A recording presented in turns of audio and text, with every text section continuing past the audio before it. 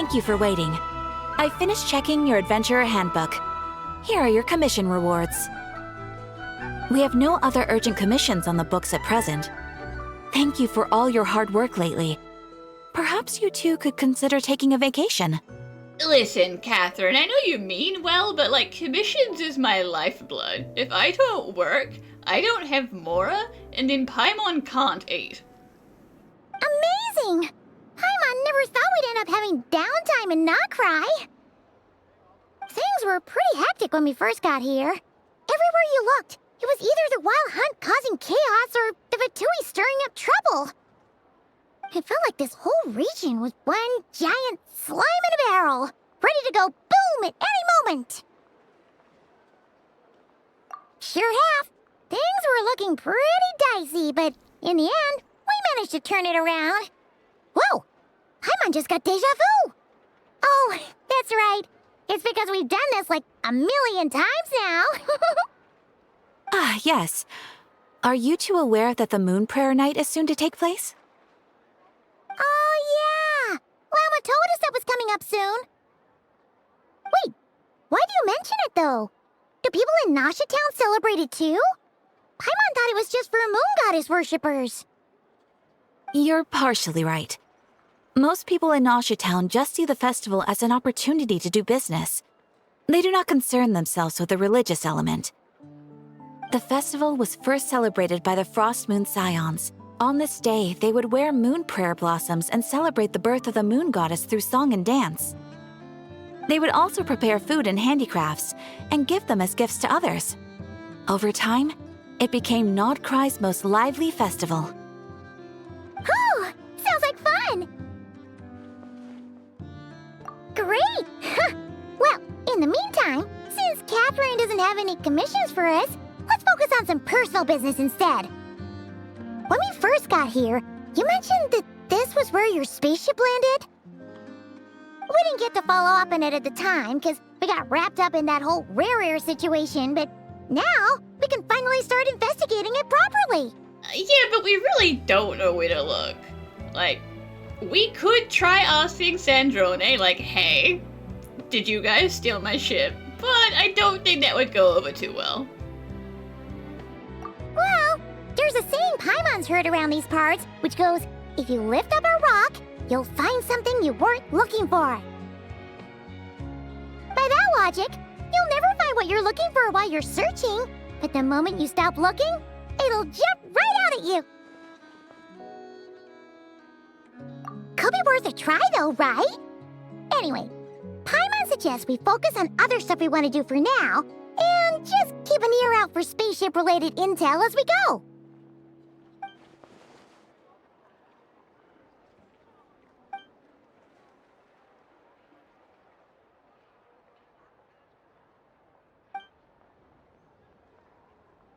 I mean, let the girl sleep. She's been through a lot. Just rest and recover. Yeah, he's in his little hidey hole doing secret evil Dottore stuff. What's wrong? He looks super serious all of a sudden. Huh? Paimon gets why you'd be concerned about Columbina, but what does the doctor have to do with anything?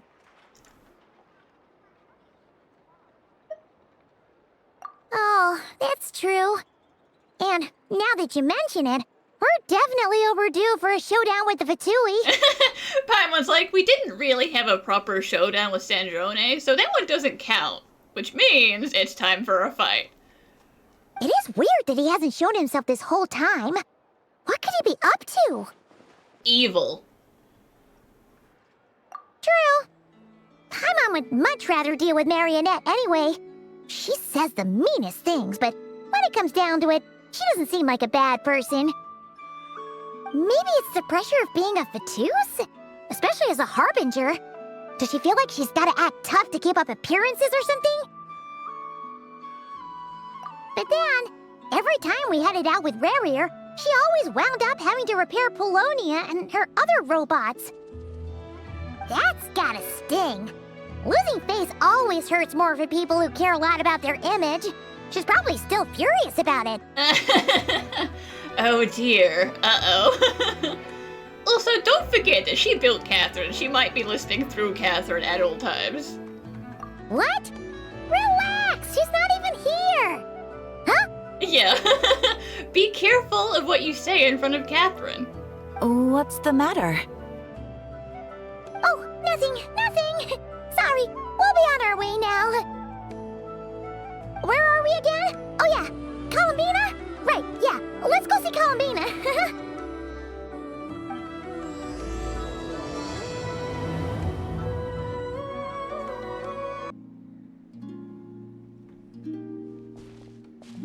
Hey, she's sitting up! Is me sitting here a rare sight? No, we just thought you'd be resting. Perhaps I would have been, were it not for the sudden arrival of some unexpected guests. Not that I consider it a disturbance. After all, you are the only ones who are free to enter. Would it not be a little unfriendly of me to lie down while we speak? No, please, lie down. It's alright. I didn't realize you put so much thought into little things like that.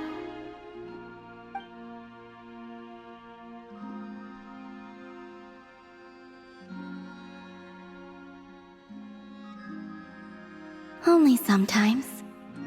There have been moments lately where I think about you and your companions. Well, we've been through a lot recently, so that's understandable. They are warm, mysterious, and cozy memories. Very few of my past memories are anything like that.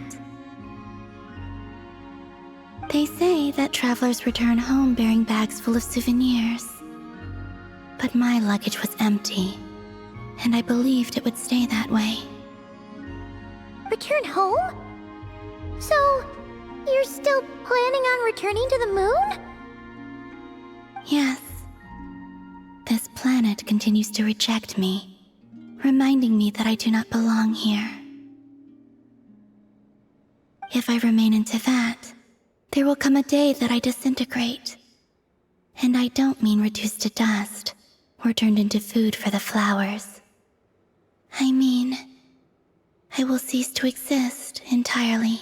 Yeah, that's a pretty decent reason to want to go back home. We're just lucky that's not happening to, like, the Traveler either. Alright then. Well, we're sure gonna miss you. But it sounds like we'll have to say goodbye. How do you intend to return? The moon prayer night is soon to arrive. On that day, the moon will be closest to Teyvat. The kuuvahki in this land will reach its peak at that time. I merely need to grasp the tide, and with relatively little effort. Oh, Paimon gets it! It'll work like a slingshot! If it's at its closest point, that also means it's at its most shootable. So, you know, keep an eye out for that. You make it sound like she's gonna get blasted up to the moon. If I did that, I suspect I would crash into the false sky. True. Because the moon is behind that. You gotta go the correct way, or you're just gonna smash into the wall. I will be using a much gentler approach. But I do like the analogy. It's fun. You see? She gets Paimon's sense of humor. In the blink of an eye, the time has come to part ways. It does feel that way, doesn't it? Time seems to fly fastest when you are enjoying it. I have always thought of myself as a wanderer on this earth, and it has never expressed any desire to keep me here. Yet, just as I plan to depart, it tugs at my arm. Is this a gesture of affection? Or is the world mocking me? Oh. Were you hoping I can answer that? Yes, you are a traveler, so you must have a lot of experience in this area. Not really. Yours is a pretty unique experience. Then, what I would say is, enjoy the moment. That's right! Don't overthink it! Happiness is happiness and joy is joy! The point is to enjoy it, not analyze it. I see. Then what I would say is, even though I am very tired right now, I am still happy. I can't tell from the tone of your voice. Oh, really? You don't think I sound happy? It's just you have a kind of floaty way of talking that's always in the same sort of tone. I don't think you sound sad, but you don't sound any happier than you normally do. I'm just kidding. I could tell you were in a good mood today from the moment we saw you. Ah, a joke. Albeit not a funny one. Anyway, I assume you're here about you-know-what. Give me your hand. Actually, it's not that. There's something else we wanted to discuss with you. Oh, then, do you still want to give me your hand? Or not? I mean, I don't need any of your energy, but if you just want to, like, hold hands, or if you would like to rebalance your energy, then that's fine, we can hold hands. Sure.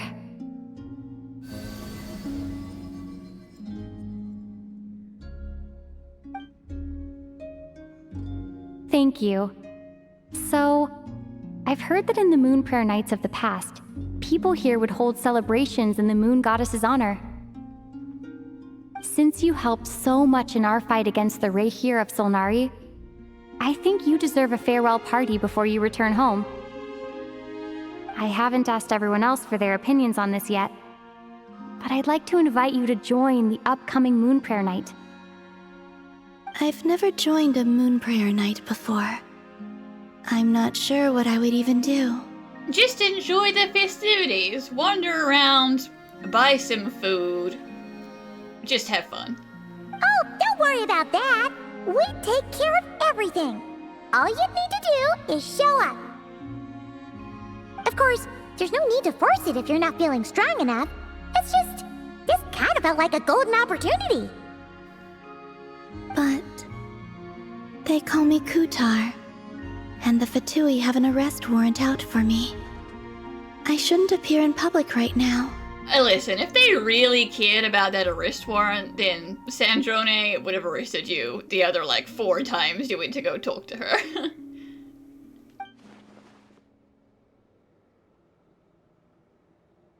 I'll make it work. You have my word. Yeah, we got your back. Well, she does. Paimon's actually not too sure what she's planning. All right, if you're sure. I will not refuse your invitation. I suppose it wouldn't hurt to pack a few more sights from this world into my suitcase before finally learning what my homeland looks like. Oh, if you see Lauma, please tell her that my answer to the question she asked me is neither yes nor no. Rather, it is, there is no need. That was kind of cryptic, but sure. Guess it's between the two of you. We'll pass along the message. Bye for now.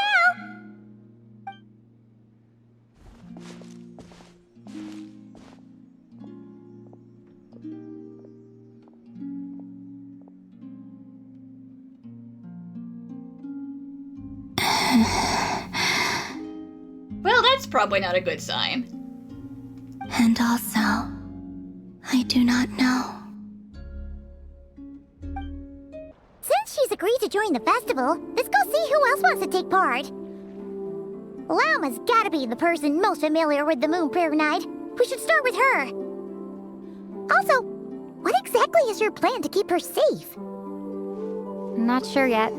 I'll figure something out. What? Are you serious? And Paimon even gave you her vote of confidence back there. When did you become so sneaky? Hey, Lauma! It's us! Huh? Varka? What are you doing here? Is a man not allowed to go for a walk? Beats me. I had a bit too much to drink last night, and when I woke up, I was on Hisi Island. Oh boy. Mr. Varka is helping to oversee Nasha Town's preparations for Moon Prayer Night. He is here to go over some details regarding the decorations and custom cloth designs. Right, yeah, that too. What do you mean, that too? Listen, he's a monster. The drinking comes first. Anything else is just what comes after the drinking. Yes. Celebrating this festival is a long-held tradition here in Nod-Krai. On this day, the crescent moon at the top branches of the verdant crest turns into a full moon, and the moon prayer blossoms bloom with a special radiance. Our people take these to be blessed omens. It's an especially welcome event coming off the back of all that nasty business with Rare. Everyone got put through the ringer recently, and now they're looking to turn their fortunes around. The big shots in town all agree that a big, lively celebration is just what we need to rebuild people's faith in this place. No wonder Catherine said that people weren't so bothered about the religious element. That's right. It's become more of a local custom by this point. The celebrations have little to do with whether the religious stories behind this event are true or not. Even the Frost Moon Scions are eagerly awaiting the coming of Moon Prayer Night, despite now knowing that their past beliefs were founded on a falsehood. Hey, a festival is a festival. That's fair. It's a bit like the Lantern Ride in Liyue. It's a chance for people to enjoy themselves, not debate the existence of the Adepti. There's pretty solid proof of the Adepti, though, Paimon. Oh, one other thing. We just went to see Columbina. We went ahead and invited her to take part in the festival this time. Hope it's okay. Wait, so... you mean she agreed to it? Huh. That's quite a surprise. Then, I suppose that she intends to return to the moon on that day. Oh, yeah. It's kind of a complicated process, but basically, it's like a slingshot. It really isn't, but you're gonna say that to everyone, aren't you?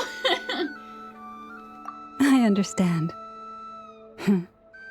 In truth, I had a feeling that she might make such a decision. Well, if Kuthar has decided to participate in the festival, we should prepare accordingly. Yeah, exactly. She was saying how it could be risky for her to show her face in public. We were wondering if there was any way we could hide her.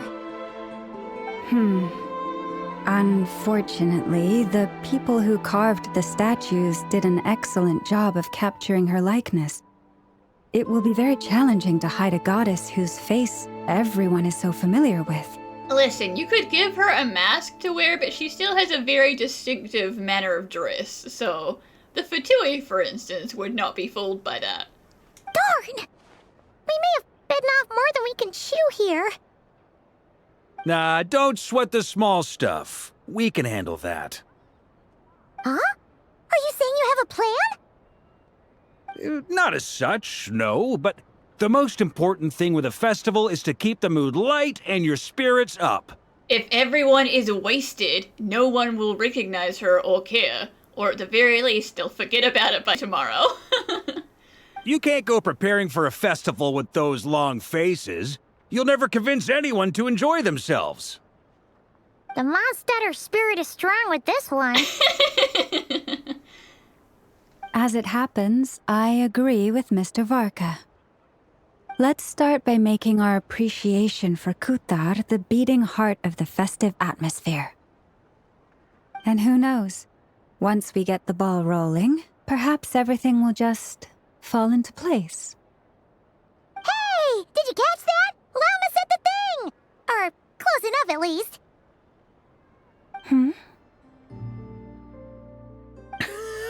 I'm looking forward to the Moon Prayer Night already.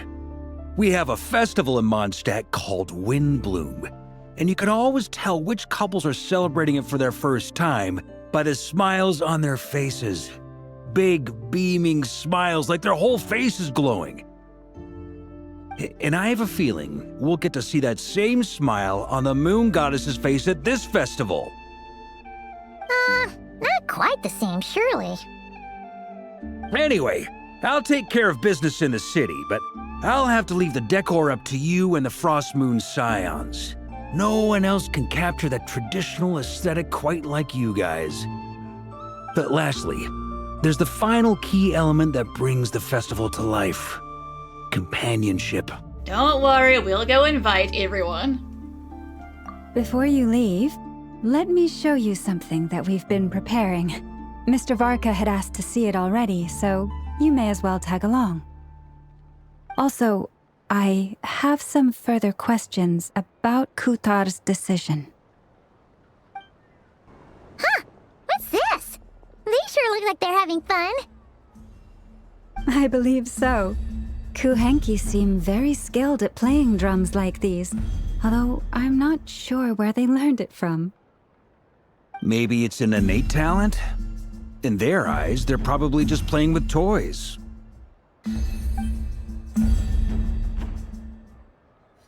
Wanatar! You want to play too? Yeah, what is a drum? What are they doing? Yeah. She looks more confused than anything. Maybe we can teach her next time if we get the chance. What are these floaty things? Moon veils. We hang them from buildings in the city during the festival. When you look at the sky through them, it creates a lovely misty effect. Everyone seems hard at work. They are preparing items for Moon Prayer Night. For instance, the sculpture being made over here, Mr. Varka and I were just finalizing the details of where it will be placed. Ah, there she is. I didn't know the finished article would be so large. Yeah, how are we going to move it? We're just gonna have to leave it here. Not to worry, though. All the necessary arrangements have been made. Just let me know once it's ready, and I'll get some people to ship it over. You have my thanks. And over here, we are preparing a very traditional confection. Oh, look at all these colors! It looks great! Can Paimon try one? Of course. I have a feeling you'll like it a lot. You bet! Sweets and treats are Paimon's favorite! If you included those in the Feast of the Moon, I bet Paimon would have joined the Frost Moon Scions by now. She would convert for candy. There will also be verdant crests like this present in Nasha Town during the festival. The timing of Moon Prayer Night is not completely set in advance. We make a rough estimate, then observe the changes in the verdant crests and moon prayer blossoms to guide us. As such, the wait itself is a fun feature of this particular festival.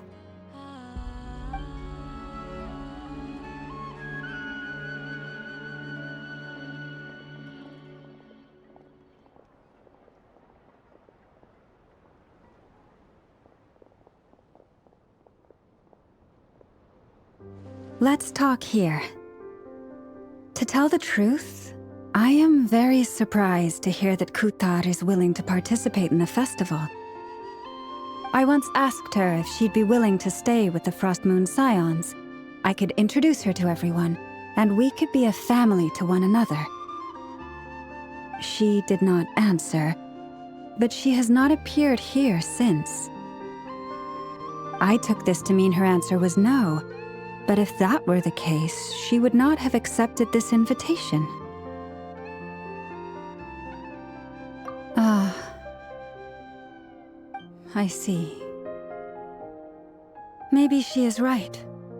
Maybe the Frost Moon Scions of today no longer need a moon goddess. Also, since she plans to go back to the moon, there's like no point in getting all attached and involved with all the people here. But my wish was not for her to come here and be worshipped as a deity. I simply wanted to offer her a place to stay. I'm sure she believes that showing herself here might invite Fatui intervention, and as such she does not wish to cause us trouble. But what really pains me about all this is that This is her birthplace. She ought to belong here, yet no one has been able to grant her shelter. I think I'm qualified to weigh in here. When someone's about to depart on a long trip, what they need is blessings, not burdens. We should wish her the best, not make the journey harder than it already is. Anyway, she's agreed to attend, hasn't she?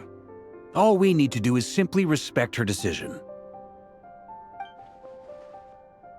I see your point. Yes, she will soon depart after all. Our job is to leave her with some happy memories. Besides, who's to say her journey to the moon is a one-way trip? It's not like she can't come back and visit if she wants, right? I mean, sure, best case scenario. If she gets up there properly and, like, manages to cinder herself on the moon and, like, power up, then, you know, theoretically she could come back down for visits every now and again, because Teyvat's not gonna instantly kill her. It's just like, hey, can you not be here anymore? But she can, you know, withstand that. Paimon agrees wholeheartedly. Festivals are all about having fun, so let's keep it simple. All right, I'm gonna head back to Nausea Town soon. Want to come with? I'm guessing you have some other folks to visit there. Sure thing, let's go! Bye for now, Wilma! Thank you all. Goodbye.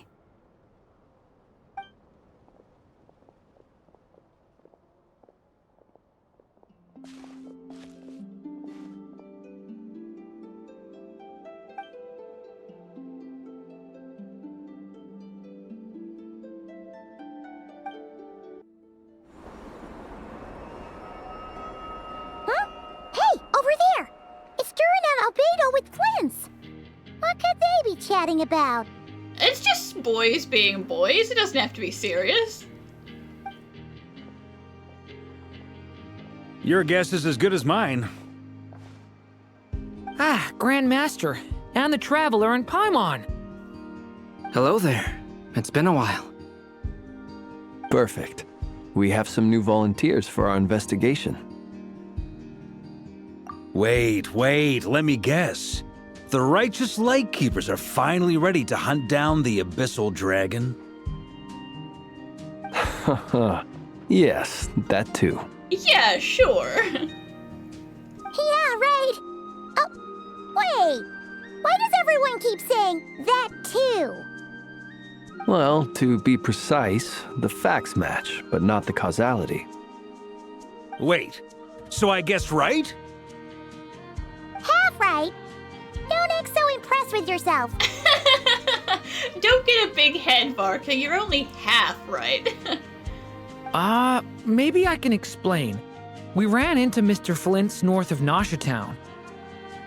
At that time, we just noticed a few abyssal creatures out in the wild, but the strange thing was, I didn't detect any traces of abyssal energy on them at all. Yeah, no, those are more like memories of Rift Hounds. They're definitely not, in this time period, real Rift Hounds. On closer inspection, we realized that they were not real monsters, but something akin to reflections in the water, or perhaps a mirage. Huh? What do you mean? Like, you could see them but not touch them? Exactly. It was very peculiar. They roared and tried to attack us, but we could not make any physical contact with them. I think I've heard of things like that happening in Nod-Krai before, but I don't know much about it. Yes, it's a known phenomenon. Mirage-like illusions tend to appear in Nod-Krai in the run-up to Moon Prayer Night. From a distance, they appear quite real. I myself thought that Misters Durin and Albedo were locked in battle with abyssal monsters when I first arrived. But after sharing intel and investigating a little further, we can confirm that these illusions are harmless. There is no great cause for concern. All the Mirage stories I've heard are either animals, rocks, or small houses. Abyssal monsters, though? That's a first. It's a first for me, too. So I'm planning to look into it further just to be on the safe side. I intend to inspect a few more locations. What about you two? Any plans? Alice contacted me a few days ago. She'd like me and Durin to assist her with an experiment. But we lost contact shortly after receiving the message. I'm sure that comes as no surprise to anyone familiar with her. She got distracted, went off to do a different thing, and now no one knows where she is. We don't know when the wind will blow, yet when the wind blows, we will know. That, in a nutshell, describes how Alice operates. And listen, if something explodes in the distance, probably Alice. Yeah, that tracks. Okay. Well, I suggest we investigate this Mirage business in the meantime. It's piqued my curiosity, and I'm pretty sure I know someone who will already be 10 steps ahead of us. Well said. Right? Whatever's happening in Nod-Krai, she always seems to be the first one to know. Let's go see what she knows. We can invite her and her staff to the festival while we're at it.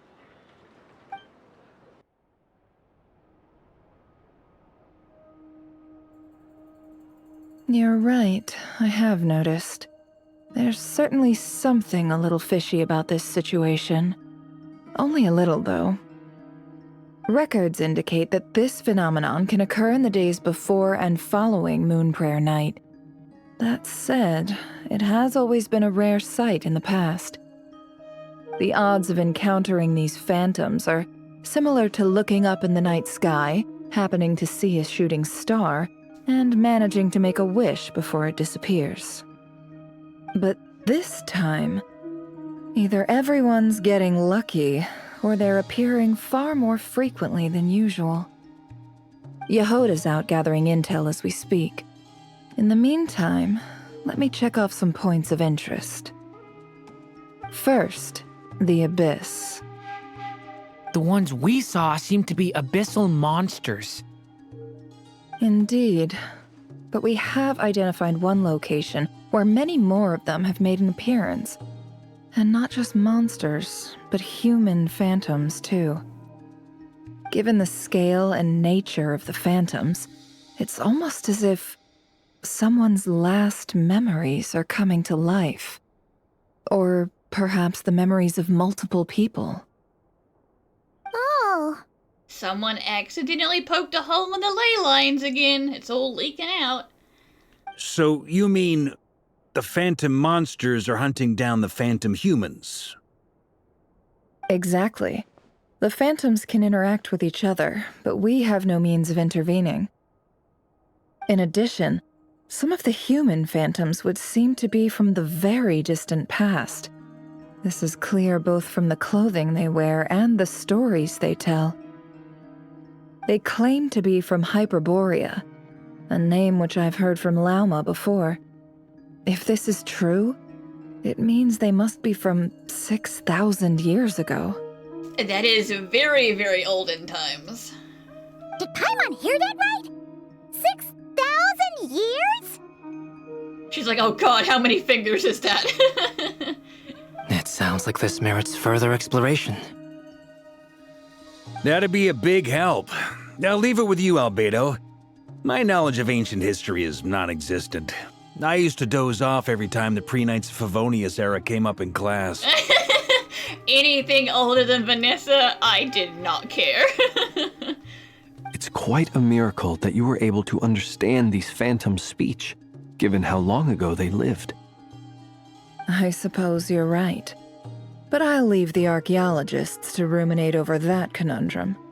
As an intelligence broker, my sole interest is in the value of the information I gather.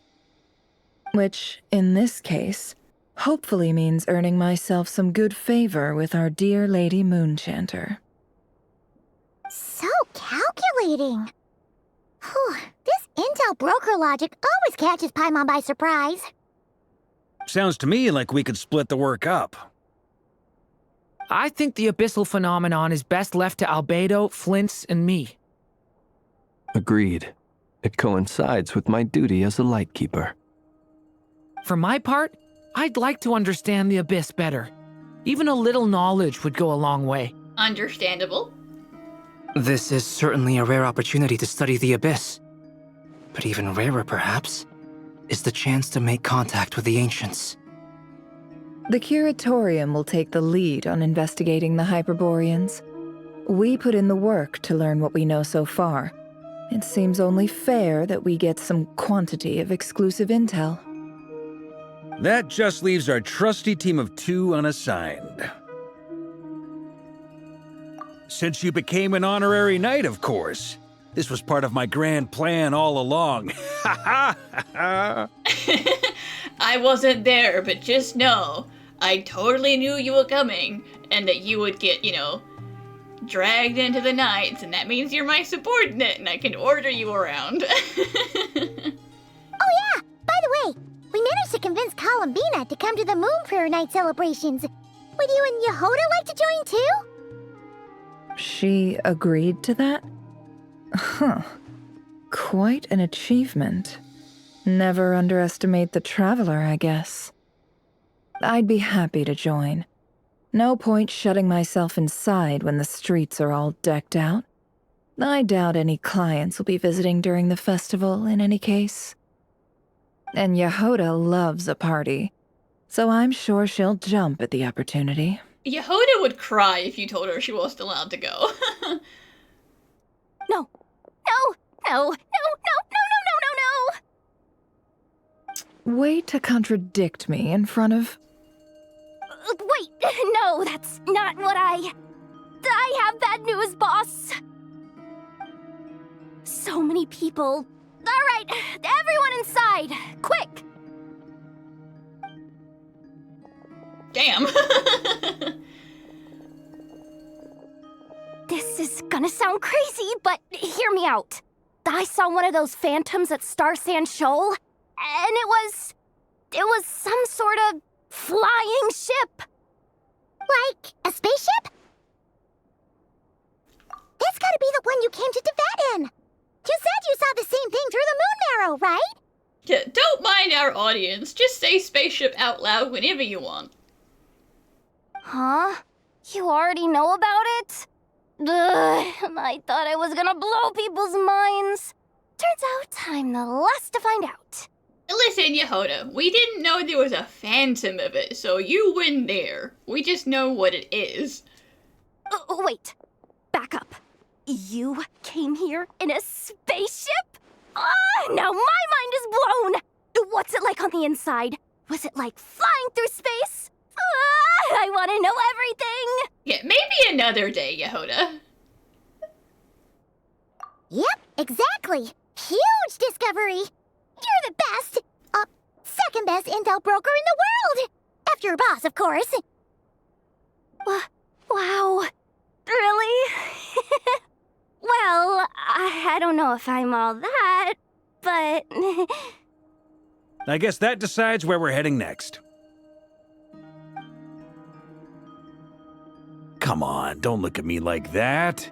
I know the spaceship doesn't have anything to do with me, but you don't want to leave me as the only one twiddling my thumbs, do you? Please? Varka had to hold down the fort last time and just stay in the hideout and coordinate everyone. He wants to do something this time. Fair enough. You can tag along. In that case, let's meet back here to discuss our findings once we're done. I wish everyone a productive investigation. You too.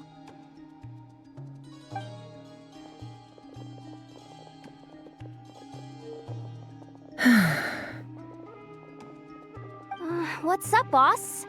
Aren't we gonna head out? Tell me, Yehoda, when did the Curatorium start giving out intel for free? Yeah. Nefer's like, listen, sure, that was helpful information, but this is a business. We can't just be telling everyone everything we learn. Oh, sorry, boss. We can't unshare information any more than water spilled on sand can be put back in the bucket. I'll just have to balance the books some other way. Please, boss. There's gotta be another way. Who knows? Depending on what they find, maybe this will work in our favor. Please don't find me. Please.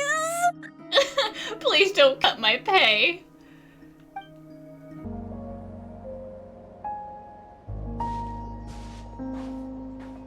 Wow, what do you know? Yehoda was right on the money. This phantom really is your spaceship.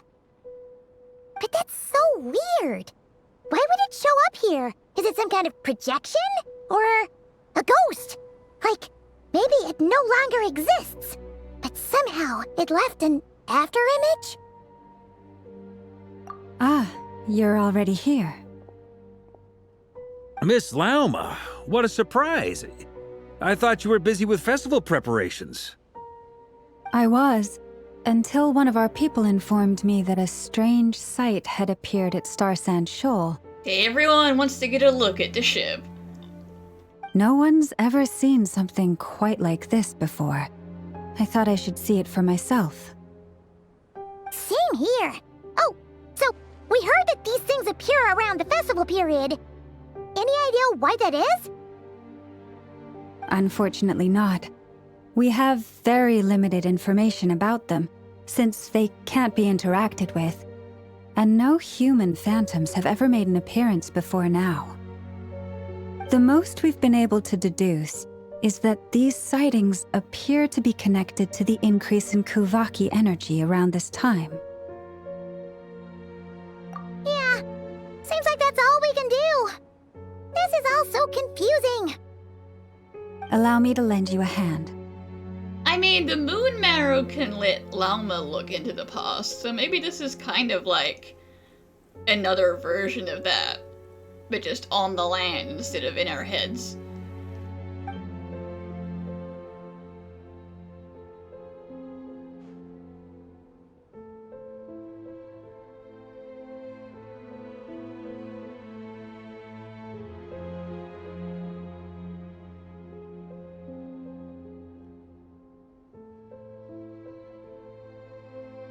Everyone, our friend here should be able to provide us with some information.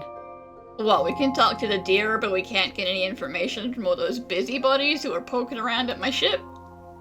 Is that a phantom rhymehorn deer? I've heard about how the Frost Moon Scions live in harmony with the animals and can even communicate with them. That's coming in handy now, for sure. Okay. Yes, I understand. Then how about this?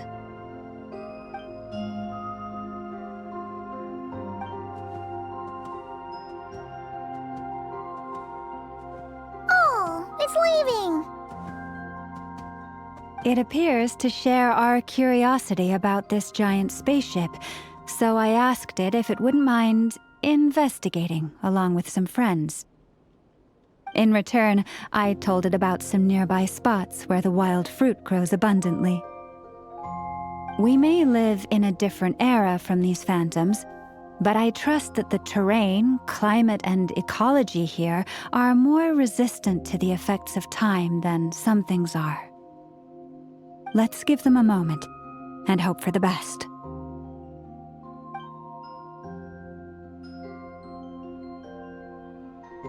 All back together? Must have been a lot of fruit. Indeed. Now let me ask them some questions.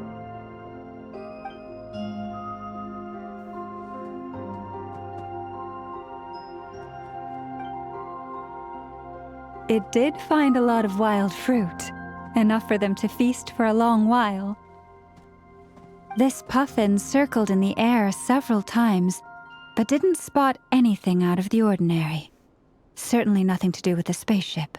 Huh. Well, it definitely makes sense to get a bird's eye view. Indeed. Other than that, I was also thinking that the world these phantoms see is also different from ours. Oh, I get what you mean. The wild fruit exist in both times and spaces, but there might also be things that only exist in that space-time, which we can't see. Good point. Great thinking, Lauma. Blunthorn rhinos can use kuuvahki to shift great rocks, but this one says it couldn't get that ship to budge by even an inch. The sniffer mole tried too, but despite being a skilled digger, it could not get through. I mean, I'd probably be pretty worried if my spaceship was made of material that could be that easily torn apart. They say that the spaceship looks robust and undamaged. It seems completely impervious to any and all attacks. Whatever lies within is well defended from harm. So, just like us humans, there was nothing they could do about this spaceship either. Yes, still, they deserve our thanks. We are grateful for all your efforts, dear friends. Now go, and enjoy your feast. I've noticed some other human phantoms gathered nearby. Come on, let's go talk to them. Yeah, time for an interrogation. Those illusions and those people. It's all a little creepy, don't you think? Nah, all part of the festive atmosphere. Sure. Have you ever seen anything like this? Nope. Never seen or heard anything this weird. What is this thing? I've never seen it move, and there's no way to get inside. Goodness knows. My grandpa says it's been sitting here at least since his grandpa was still alive. Yeah, well, it stayed there for quite a while indeed. What about his grandpa? Did he say anything to your grandpa's grandpa about it? Huh? I don't know. In all likelihood, it was here back then too. Hard to imagine something this huge could move. Guess that means that as far as they're concerned, this ship's been around a long time. And then suddenly it was just gone. Come on, brothers. If we can get even a small chunk off of this thing, it's gotta be worth a fortune. Today is the day we strike it rich. I knew someone would have at least tried to scrap my poor ship for parts. Huh? You mean Paimon? Yes, brother, I shall join you. Let's make our fortune. We should go with them. What the? This thing is crazy tough. I can't even scratch it. What's it made of? Something beyond your mortal comprehension. Sorry, brother. Looks like we'll have to seek our fortunes elsewhere. Enjoying yourself? I was just seeing if I could influence this phantom's perception by playing. But nope, no dice. I'm sure we're all starting to build up an idea of what's going on here now that we've spoken to some of the people. These phantoms are reenacting real historical events in Nod-Krai. It's almost like we're in some kind of interactive stage play. We can talk to the actors, but the plot is fixed and we can't influence it. It makes sense. History is set in stone. The objective facts of the past cannot be changed. Paimon totally thought you were just goofing around earlier. But actually, you were doing some serious investigating. It can be both. Of course I was. Anyway, at this point, I think we're forced to conclude that although the Phantom spaceship is right there in front of us, we aren't going to learn much about it from these people.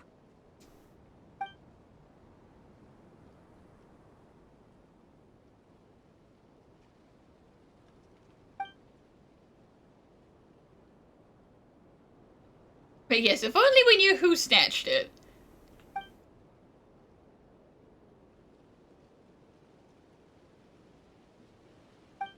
Don't be discouraged. If nothing else, this is proof of the ship's existence. And think about it. So many people tried to hack their way inside, but no one could get the door open. It's made of very tough material. To me, that says that we'll either find the ship itself or the story behind it. It's just a matter of time. Huh. Every now and then, when Varka gets serious, He actually does seem like Grandmaster material for once. On very rare occasions, I guess I can understand why you're the Grandmaster. I wonder how the others are doing. Let's head back for now. Sounds good. Also, drinks are on me if Team Knights of Favonius is the first to finish.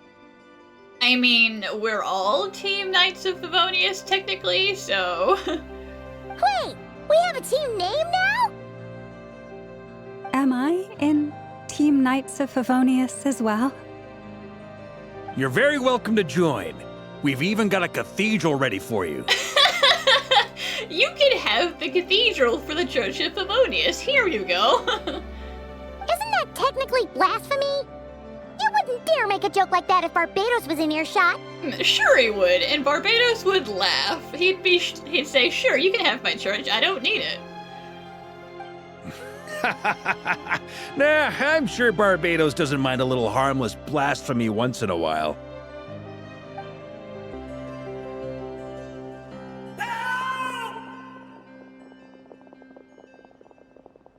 Oh, no! Get away! Oh, Durin, it's okay. We can't help him. Oh. That guy's Conrian, though. Rip that guy. I know it's hard to stomach, Mr. Durin. But as I'm sure you've noticed, there is nothing we can do to intervene in that which unfolds before us. But we have to at least try. Oh, sweetheart. And try you have. But are you aware of how many unsuccessful attempts you've made now?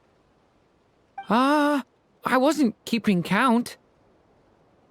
I'm afraid this is the 39th failure so far. Or the 5th if we're only counting this particular victim. There are no indications that these phantoms may be altered in any way. You seem to have calmed down a little. I'll make us a fire.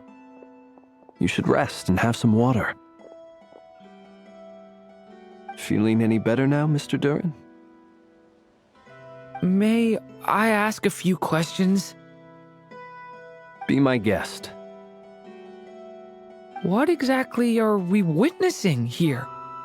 What happened to those people? My guess would be that we are seeing Nod-Krai during the Conrian Cataclysm. Would that be accurate? Conria. That is correct. As you know, once the Abyss senses even the tiniest crack, it floods in and spreads like wildfire. There was a time in the distant past when it permeated all of Nod-Krai, causing immeasurable harm. The people paid a terrible price to heal this land. Then, 500 years ago, the whole of Teyvat suffered an abyssal disaster. Once more, Nod-Krai was dealt a devastating blow. I see. In the face of the abyssal onslaught, all were like grains of sand tossed around by a tidal wave, be they human, fae, or god. The moment you witnessed is but one drop in a whole ocean of catastrophe. All right. I guess that answers my second question, too. I wanted to know why there's nothing I could do to help them, and that's because what we are seeing is history. That would be my guess as well. As I understand it, history and fate are not all that dissimilar. The latter may be unseen to us, but both are immutable. Yes.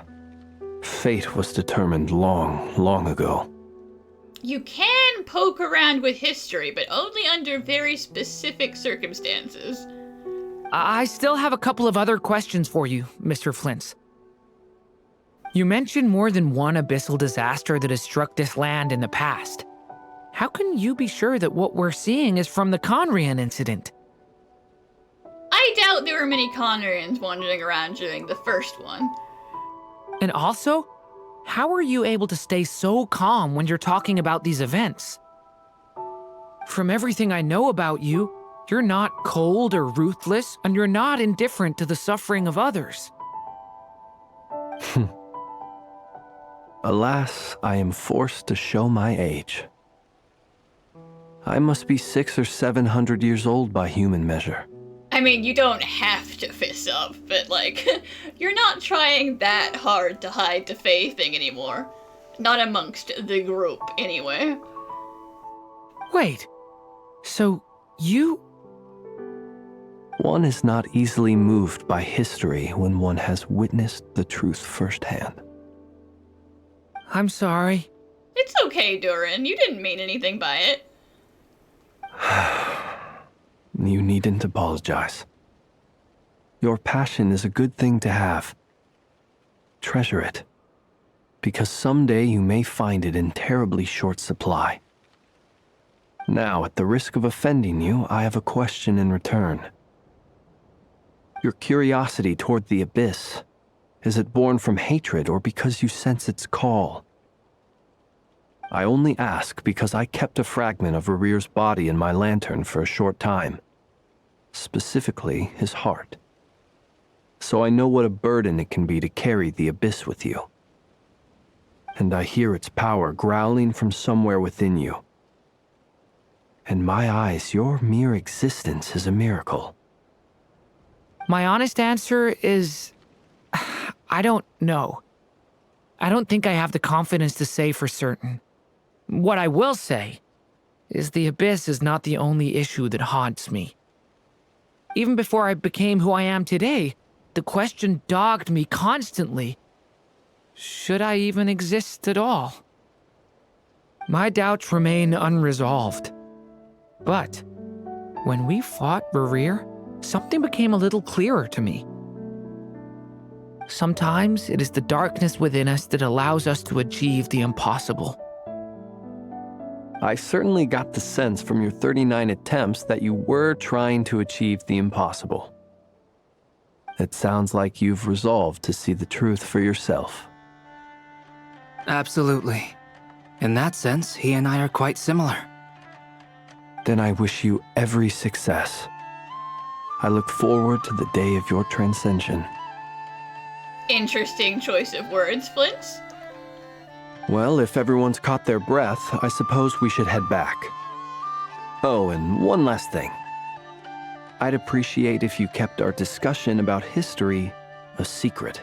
No need to go telling everyone that I'm 700 years old. That could stay between us. That's a secret for the boys. Incredibly, our separate investigations led us all to the same conclusion. Hooray for consensus! Yeah, but we barely learned anything, though. I totally thought this would be the mother lode. Talking with the ancients? I mean, come on! But nope, all we got was useless snippets of conversation. And all this stuff about moons and hyperopia. What a load of baloney. Seems like people back then had a few screws loose. I understand your frustration. We found the same issue. Each phantom only showed a very brief moment in time. There isn't much value to be found in these miscellaneous fragments of a civilization's history, no matter how glorious it may have been. If there's a silver lining, it's that these phantoms are harmless to the present reality. They shouldn't get in the way of the festivities. Paimon agrees. And not just because it's the first thing she understood in this whole conversation. You look disappointed, Nefer. Is something the matter? Listen, she was hoping to get some really tasty goss from the olden days. What do you think? We all worked our tails off, but the only one to gain anything from it was you, Lady Moonjanter. Well, please do share the Hyperborean records with me. I will gladly inscribe them in our people's documents. Oh, duh! Yeah! That was it! Hyperborea! Hyperborea. I'm serious. Only an expert in the Frostmoon Scions and their history can turn these records into valuable research material. The alternative is to let them gather dust on the curatorium's storage shelves until the pages turn yellow. Nefer, you're wise enough to know that cooperating and sharing the profits is the best course of action here. Well, that goes without saying. Sure, let's do that. Huh? But didn't you say we aren't supposed to give out intel for free? Sorry. Shutting up. What it really means is that Nefer is in charge, and what Nefer says goes. We don't talk back to Nefer, okay, Yehoda? Now is not a good time to push Nefer's buttons. Anyway, back to Moon Prayer Night. I'm thinking that we should prepare something a little special, aside from the usual decorations and so on. You mean a parting gift? Can't go wrong with food. Although, does food go bad on the moon? I'm not sure she'd be able to take anything physical with her. Perhaps a lantern would be a better choice. It might be dark up there. Might be dark up there in space, you know? It could prove difficult to light a lantern on the moon. Magical stones might serve that purpose better. What about a clockwork mecha model from Fontaine? I've got a whole bunch at home. I use them for fighting practice in my free time. None of these sound like things she would be even remotely interested in. But we don't interact with her enough to know what she likes. Yeah. It would really save us the guesswork if someone could find out what she's into. Yeah, alright. Wait, what the? Traveler? They're all looking at you. You know, no surprises there. Great! Haha, problem solved. Now, I need to stop by Dory's. Gonna need her help sourcing a bunch of stuff for the festival. Then let's leave it there for now. We all have our own business to attend to. Traveler, if you find out what Kutar likes, let us know right away.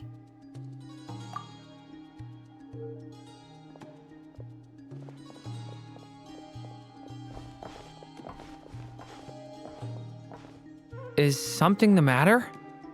I'm just checking in, bud. I'm fine. It's just... I'm still feeling a little rattled after witnessing the horrors of the Abyss. But it's okay. This is something I have to work through. I'll be all right. Thanks for your concern. Well, don't put too much pressure on yourself.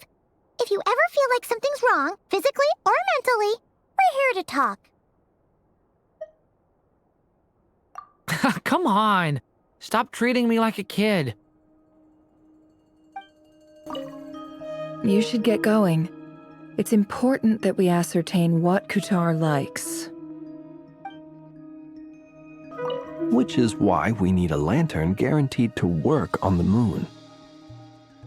Yes, I have a few ideas, but the lantern itself is the easy part. The real issue is how little we know about the lunar environment. Guys, even if you did make something, you have zero way of knowing if it actually works out. Do you want Columbina to send a letter back being like, the lantern works great, thank you? Wait, you two are serious about this?